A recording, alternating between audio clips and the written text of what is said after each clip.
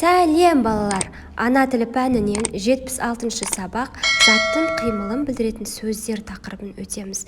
Балалар, алдымен ережені есімізге түсірейік.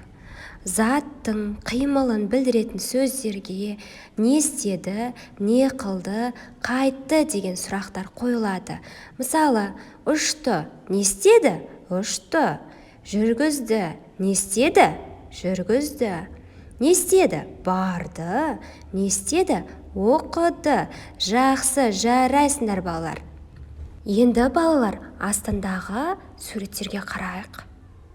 Бұлттардың ішінде заттың қимылын білдіретін сөздер тұр. Жүзеді, ұшады және өседі. Балалар, суреттерге қарайықшы. Жүзеді, не жүзеді?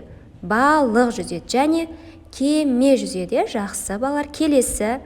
Ұшады, көбелек ұшады және қарлығаш ұшады. Өседі, гүл өседі, ағаш өседі. Балалар, жақсы, жарайсыңдар. Олай болса, бірінші жаттығуға қарайық. Бірінші жаттығу. Рөлге бөліп оқы. Жау жаңбыр. Түнерген бұлт сұрланып, құйды селді себелеп. Жел қосылып, долданып, болды нөсер керемет. Жау жаңбыр, жау егіннің көгіссін. Судай бұран құрақты, айдын шалқар көліссін.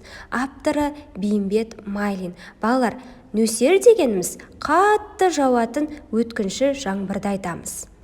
Балалар, жаңбыр жауарда ауа райы қалай өзгереді? Дұрыс айтасыңдар, жарайсыңдар. Бұлт түнеріп, сұрланып кетеді балалар, Оған қосып, жел қатты соғады балалар. Жақсы балалар.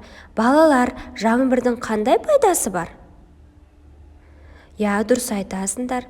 Жаңбыр жауса, жердегі өсімдіктердің барлығы өсіп, әдемі болып өседі екен, егіндер де, басқа өсімдіктер де көппенбек болып жайқалып өседі екен, балалар. Жақсы. Енді балалар, екінші жаттығуға қарайық. Екінші жаттығу. Мәтінді қатесін түзеп жаз. Бұлт ортасынан ыдырады. Балалар, бұл сөйлемде қате бар ма? Дұрыс айтасыңдар. Бұлт ортасынан ыдырады болып жазылады, балалар. Келесі сөйлемде қате бар ма екен? Табайық. Ауа райы бұзылды. Қатесіз екен, балалар. Жақсы. Келесі күн көзі бұлтқа енді. Балалар, бұл жерде көзі деп жазылған, дұрыс емес, ол күн көзі к болып жазылады. Келесі жаңбыр жауды. Балалар, дұрыс па? Дұрыс емес, жаңбыр болып жазылады екен, Жақсы балалар. Енді осы сөйлемдерден қимылды білдіретін сөздерді табайық. Бірінші сөйлемнен ыдырады. Не істеді? Ыдырады. Келесі сөйлемде бұзылды. Не істеді? Бұзылды. Келесі сөйлемде енді. Не істеді? Енді. Соңғы сөйлемде жауды. Не істеді? Жауды. Жақсы балалар, жарайсыңдар. Олай болса, үшінші жаттығуға қарайық. Үшінші жаттығу. Берілген сызба бойынша сөйлем құра. Балалар, бірінші сызбаға қарайық. Яғни бірінші сөз соңғы сөзбен байланысу керек.